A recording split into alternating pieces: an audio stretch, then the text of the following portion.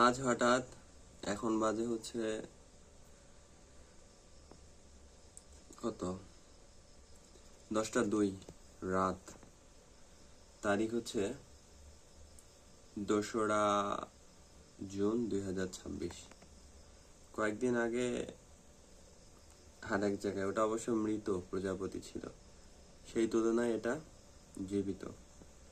এটা রুমের ভিতরে আর কি। সুন্দর লাগে, অবশ্য ততটা সুন্দর না, কিন্তু সুন্দরের মধ্যেই পড়ে আর কি। কি জানি কেন এসব চোখে পড়ে, কেন এসব ভালো লাগে, কেন এসবের প্রতি একটা আলাদা রকম টান কাজ করে জানি না।